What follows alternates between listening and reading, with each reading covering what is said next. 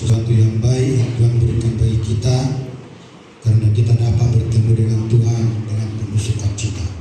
Oleh karena itu kita bersyukur hari ini sebab Tuhan baik bagi kita. Haleluya. Firman Tuhan yang mau kita perhatikan yang terambil di dalam Perjanjian Baru, yaitu Yohanes 15 ayat 16. Yohanes 15 ayat 15. Kita akan sama-sama membaca firman Tuhan. Yohanes 15 ayat 16. Jika sudah ditemukan katakan amin. Kita baca dengan hitungan yang ketiga. 1, 2, 3. Bukan kamu yang memilih aku, tetapi akulah yang memilih kamu, dan aku telah menetapkan kamu supaya kamu pergi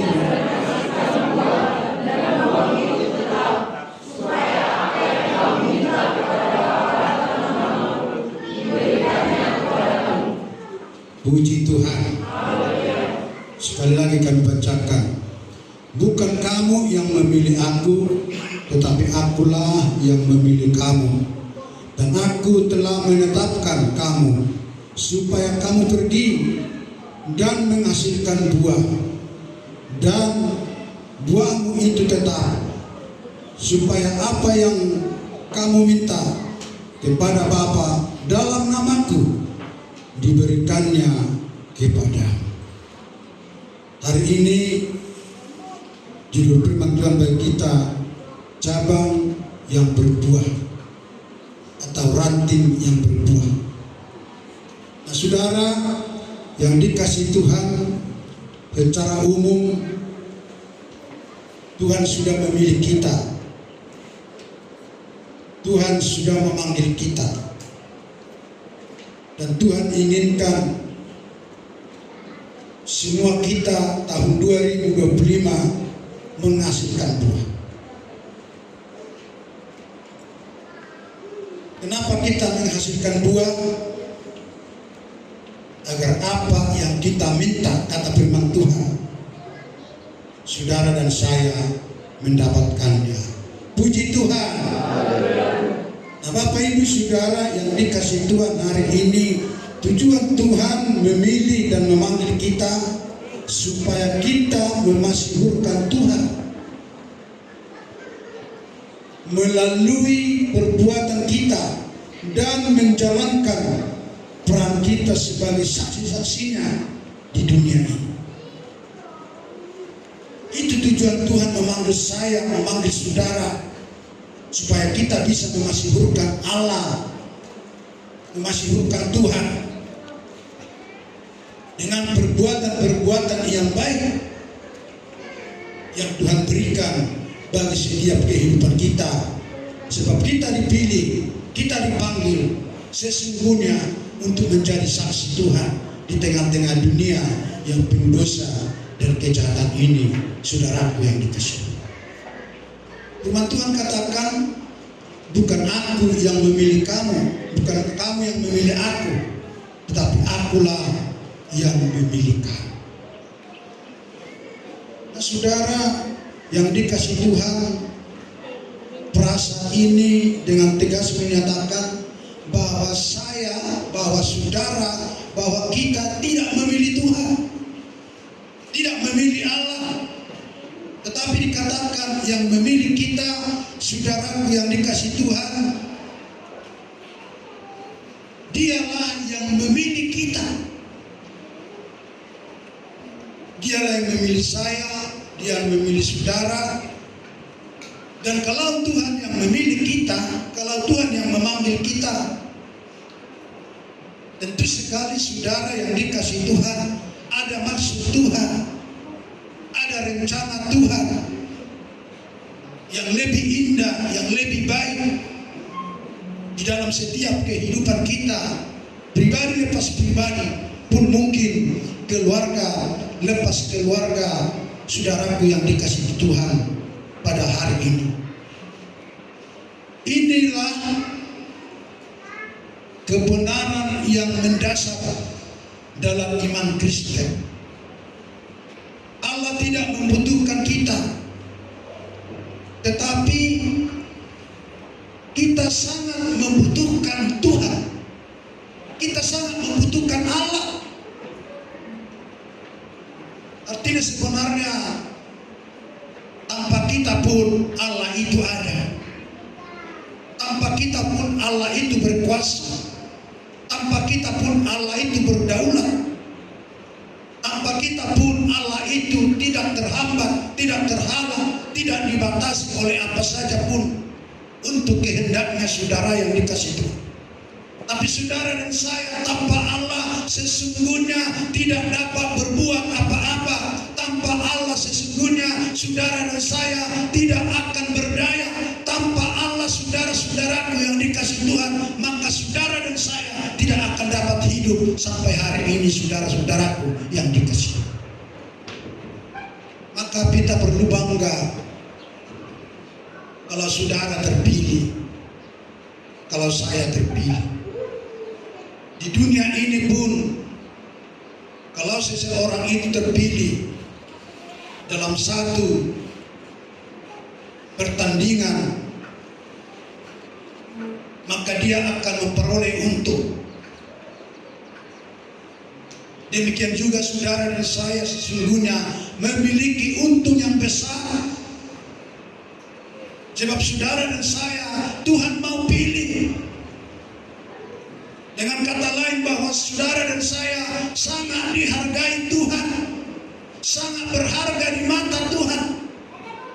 Bahwa Tuhan kita yang maha kuasa, yang maha mulia, yang maha agung mau memilih saudara dan memilih saya menjadi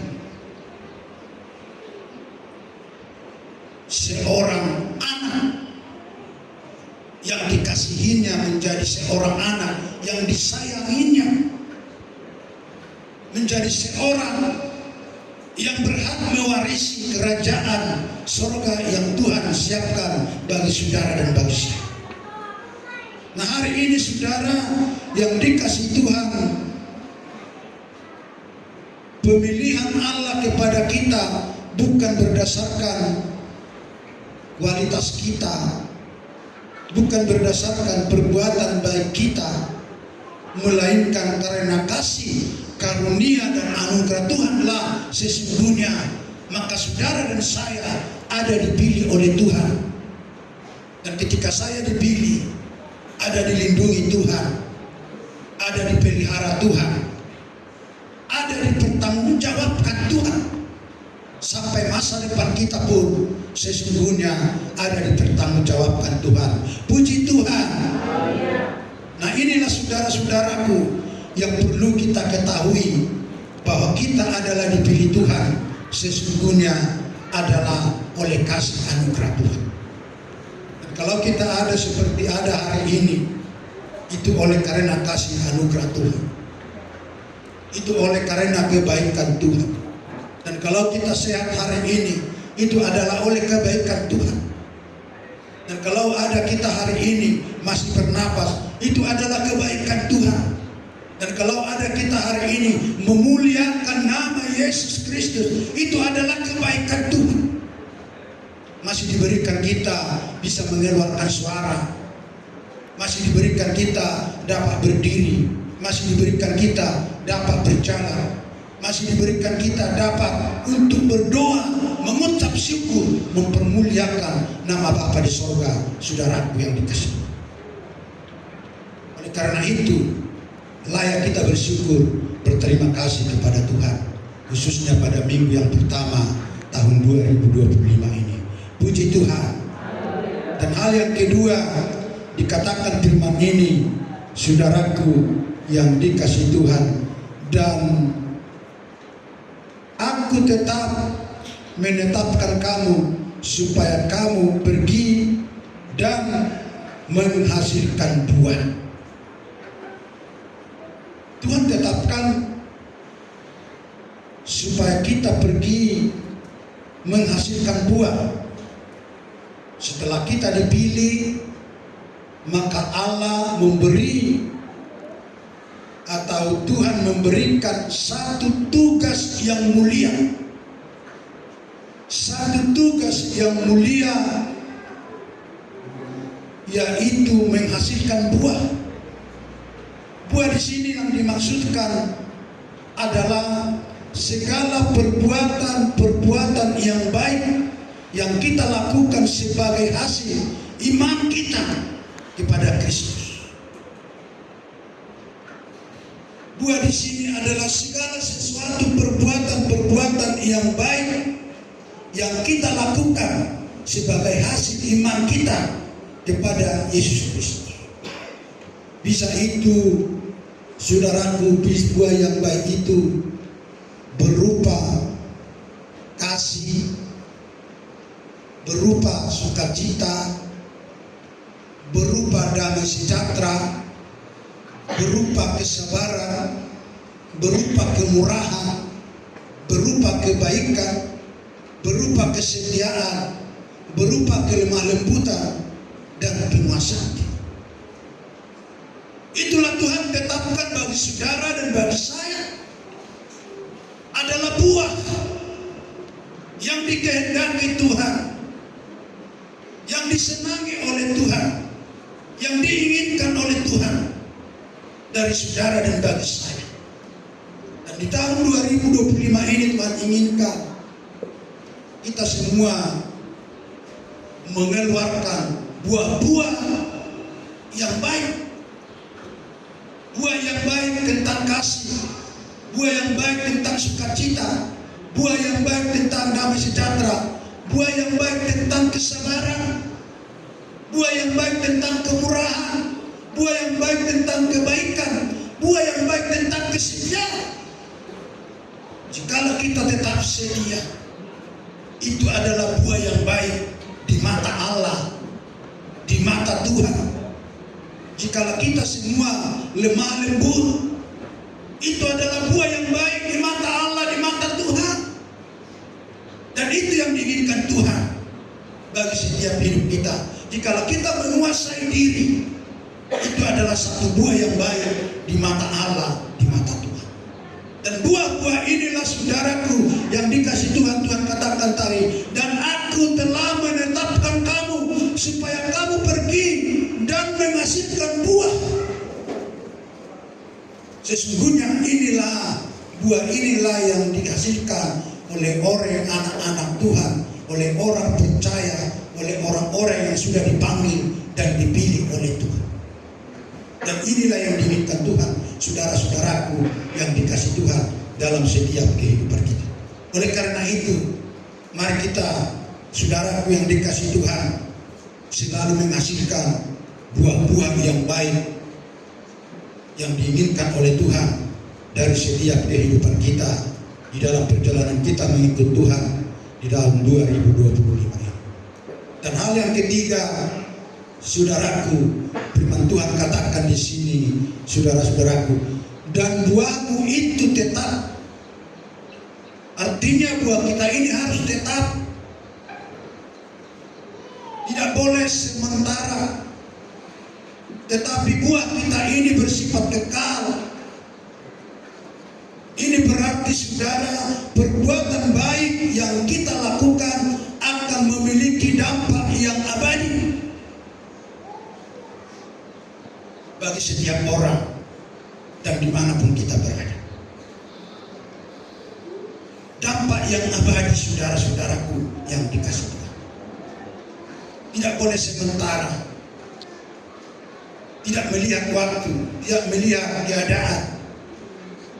Tapi saudara-saudaraku, buah ini Tuhan inginkan dari kita, saudaraku. Buah yang baik ini harus menjadi dampak yang abadi, baik dalam hidup kita sekarang sampai nanti pada hidup yang kekekalan itu, saudara yang dikasih Tuhan.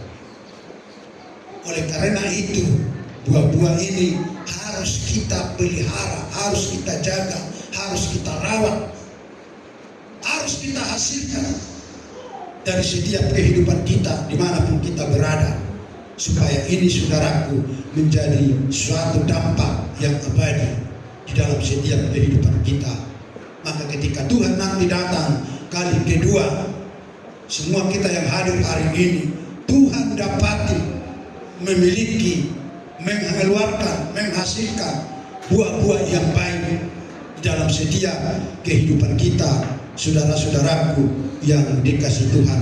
Buah yang kekal ini adalah hasil karya dari Roh Kudus yang bekerja dalam kehidupan kita. Maka perlu kita harus tetap penuh dengan Roh Kudus. Dengan kekuatan kemampuan kita tidak akan mampu sanggup untuk tetap dapat mengeluarkan buah ini, menghasilkan buah ini. Tanpa penyertaan Roh Kudus ada di dalam kehidupan kita. Maka dikatakan buah ini, saudara, yang dikasih oleh Tuhan adalah hasil karya dari Roh Kudus yang bekerja dalam setiap kehidupan kita. Maka ketika Roh Kudus bekerja dalam hidup kita, maka kita akan mampu menghasilkan buah yang diinginkan oleh Tuhan dalam setiap kehidupan kita, saudaraku yang dikasih Tuhan. Maka hal yang keempat, saudaraku, dalam firman Tuhan ini dikatakan di sini, supaya apa yang kamu minta, saya ulangi, supaya apa yang kamu minta kepada Bapa dalam namaku diberikannya kepada. Supaya apa yang kita minta kepada Bapa diberikan kepada kita. Apa yang saudara minta tahun 2025, dan ini saudara yang dikasih Tuhan, perasa ini berbicara tentang doa yang kekal atau doa yang terkabul. Supaya doa kita terkabul, rupanya kita harus mengeluarkan buah yang baik. Supaya doa didengarkan oleh Tuhan, rupanya kita harus menghasilkan buah yang baik. Dan itu yang sering menghambat doa orang percaya, doa beriman tidak dijawab oleh Tuhan. Karena mereka, saudara, tidak dapat menghasilkan buah yang baik atau mengeluarkan bunga yang baik.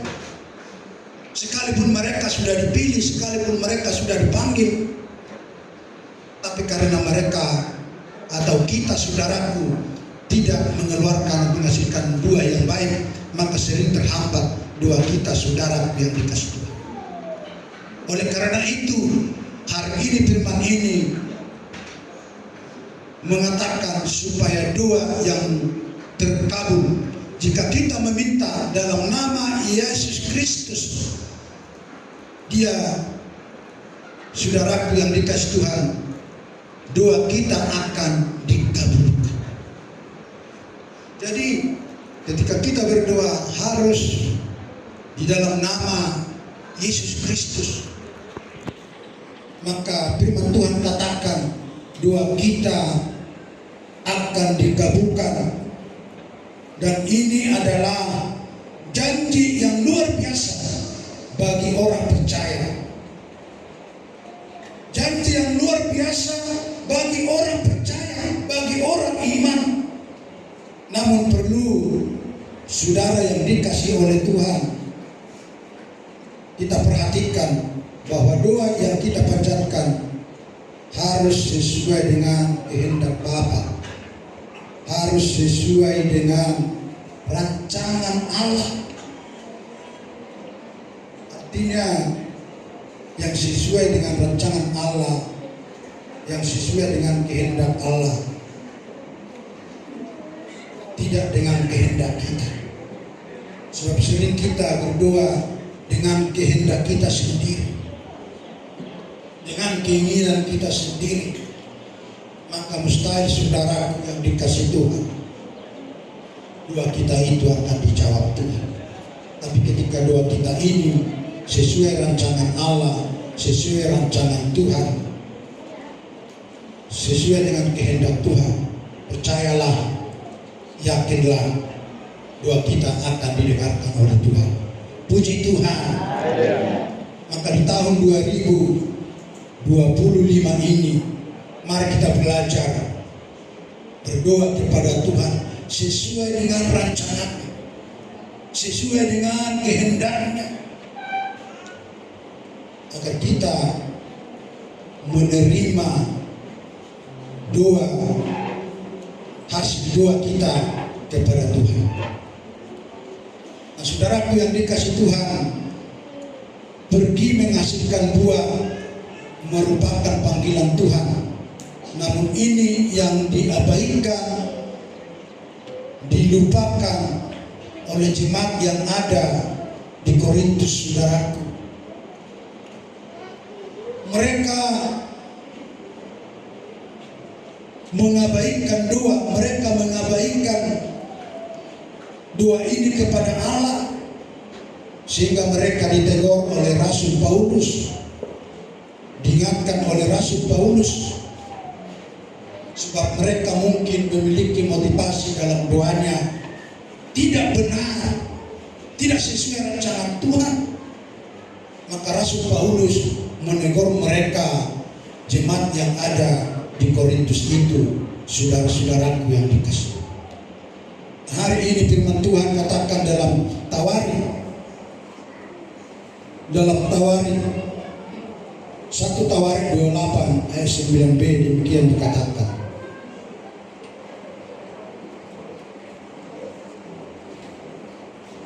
1 Tawarik 28 ayat 9. Saya akan bacakan sebab Tuhan menyelidiki segala hati dan mengerti segala niat dan cita-cita. Jika engkau mencari Dia, maka Ia berkenan ditemui olehmu. Tetapi jika engkau meninggalkan Dia, maka Ia akan membuang engkau untuk selamanya. Nah, saudara yang dikasih Tuhan, dari firman ini bisa kita lihat bahwa Tuhan itu sebenarnya ada menyelidiki setiap hidup kita, ada melihat isi hati kita, ada mengerti pikiran kita. Sekecil apapun tidak bisa kita sembunyikan kepada Allah, kepada Tuhan.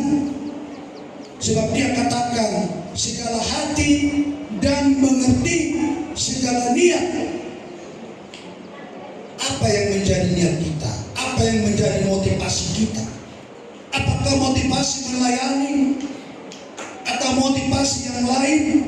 Tuhan mengerti dan Tuhan tahu, saudara-saudaraku. Dan apa yang menjadi cita-cita kita? Kaum bapak, apa yang menjadi cita-citanya tahun 2005? Kaum ibu, pemuda-pemudi, remaja, apa yang menjadi cita-citanya? Tuhan tahu, Tuhan mengerti, Tuhan melihat. Maka oleh karena itu sebenarnya Bapak Ibu yang dikasih oleh Tuhan, sebenarnya gampang segala sesuatu itu. Yang penting kita dikatakan dalam firman Tuhan itu, jika engkau mencari Dia, maka Ia berkenan ditemui olehmu. Jadi artinya kita, saudara yang dikasih Tuhan,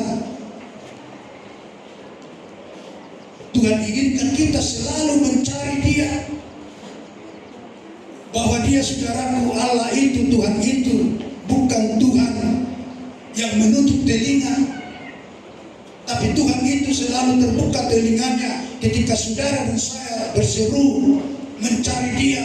Maka Dia layak ditemui dan Dia mau ditemui sesuai dengan firman Tuhan ini, saudaraku yang dikasih Tuhan. Maka Ia berkenan ditemui olehmu. Maka Dia berkenan ditemui oleh saudara dan saya yang sudah dipilih, dipanggil oleh Tuhan. Dan kalau Dia berkenan kita temui, tentu sekali maka kita diberikan kebebasan untuk mengutarakan, menyampaikan segala sesuatu yang kita mau sampaikan kepada Tuhan. Apakah itu permintaan, apakah itu permohonan, pasti Tuhan akan dengarkan, saudara-saudaraku yang dikasih Tuhan. Sebab dikatakan dalam firman ini, maka Dia ditemui olehmu. Tetapi jika engkau meninggalkan Dia, maka Ia akan membuang engkau untuk selamanya. Nah, firman Tuhan ini begitu luar biasa, saudara. Artinya bahwa Tuhan itu sebenarnya tidak boleh dipermainkan, tidak bisa dipermainkan oleh siapa saja. Dia katakan itu dengan jelas ketika kita, saudaraku, meninggalkan di sini dikatakan, saudaraku, jikalau engkau meninggalkan dia, maka Tuhan dikatakan akan membuang kita untuk selamanya. Dengan kata lain, kalau Tuhan sudah membuang kita, maka Tuhan akan membelah kaki kita. Maka segala sesuatu akan terhambat, terputus bagi saudara dan bagi saya. Dengan kata lain, setiap keran berkat, keran sukacita, keran damai sejahtera, keran sukacita akan terhambat. Tapi ketika kita, saudaraku, datang untuk menemui Tuhan, maka semuanya itu akan dibukakan bagi saudara dan bagi saya. Puji Tuhan. Nah, saudaraku yang dikasih Tuhan, hari ini firman ini memberikan kita satu motivasi. Mengapa motivasi begitu penting? Yang pertama, saudaraku, Tuhan melihat kita. Kalau Tuhan melihat kita, Dia tahu masalah kita, Dia tahu persoalan kita, Dia tahu kebutuhan kita, Dia tahu pergumulan kita, Dia tahu sakit penyakit kita. Dia melihat, saudara-saudara. Sebab bagi Tuhan tiada yang tersembunyi, tiada yang terhalang, tiada yang terhambat. Tapi semuanya terang bagi Tuhan, saudara-saudara yang dikasihi. Maka oleh karena itu, hari ini firman ini Tuhan memberikan kita motivasi. Karena Tuhan melihat kita, maka tidak ada yang tersembunyi bagi Dia. Oleh karena itu, mari kita datang, serahkan hidup kita kepada Dia, dan biarlah Dia yang mengambil alih seluruh masalah persoalan kita, sehingga kita dapat menerima sukacita yang luar biasa yang daripada Tuhan. Puji Tuhan. Dan yang kedua, motivasi daripada Tuhan mempengaruhi kita, mempengaruhi saudara dan saya. Jika motivasi salah, maka itu akan mempengaruhi hidup kita. Jika motivasi kita menjadi sombong, maka itu, saudaraku, akan terkontaminasi dalam setiap kehidupan kita. Jika murni, maka setiap tindakan kita akan mendatangkan berkat-berkat, saudara-saudaraku yang dikasihi. Maka oleh karena itu, biarlah kita memiliki motivasi yang berkenan kepada Tuhan, yang melayani Tuhan dalam setiap hidup kita, supaya kita diberikan atau menerima berkat-berkat, bahkan kita mendatangkan berkat-berkat bagi setiap kehidupan kita. Dan yang ketiga, motivasi ketiga, saudaraku, adalah membentuk karakter saudara dan saya. Artinya menjadi sama dengan, semakin serupa dengan karakter Kristus, semakin serupa dengan karakter Yesus.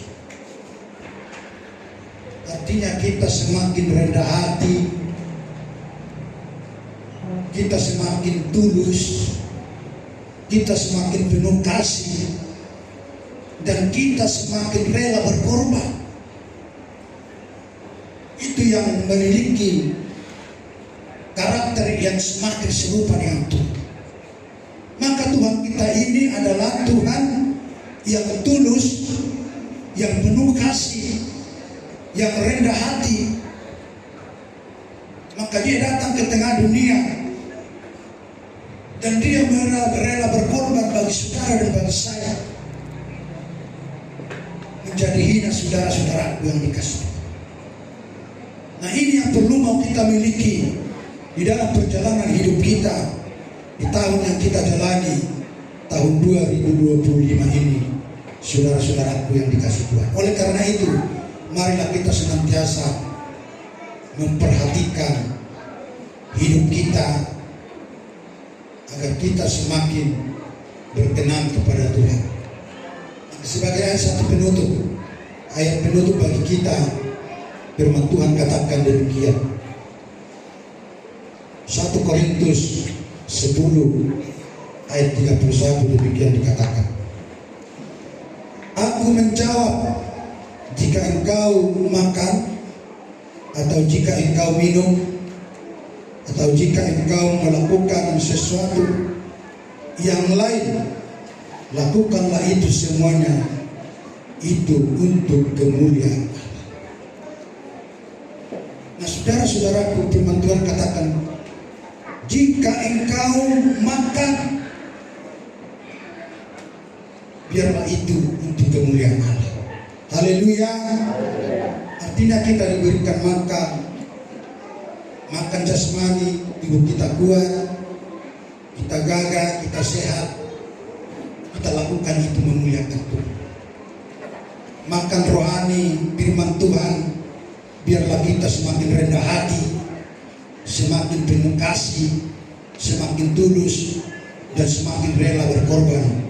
Saudara-saudaraku yang dikasih Tuhan, jika engkau minum pun, itu juga minum firman Tuhan untuk menghidupkan kita, minum firman Tuhan untuk menguatkan kita, rohani kita, untuk tahan uji terhadap serangan dunia, serangan iblis, serangan penguasa. Biarlah kita lakukan itu. Dikatakan firman Tuhan ini, saudara yang dikasih Tuhan, untuk kemuliaan Allah. Jika kita, saudaraku, melakukan sesuatu yang lain, lakukanlah semuanya itu untuk kemuliaan.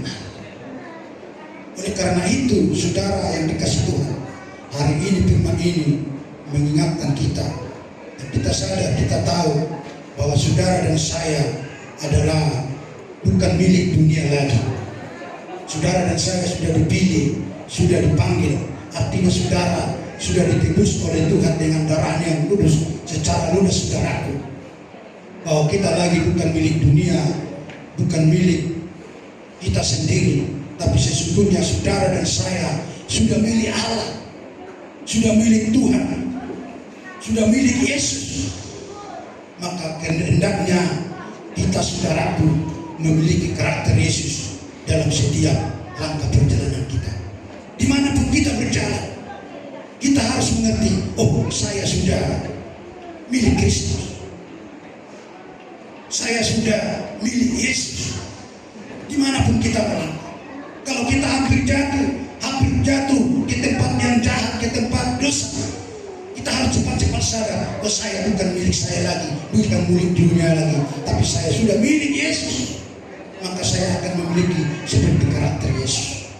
Maka ketika itu tetap ada dalam hidup kita, kita pelihara, kita jaga, saudaraku yang dikasih Tuhan. Percayalah, ketika Yesus nanti datang kali kedua, saudara dan saya akan menjadi pewaris kerajaan surga. Haleluya.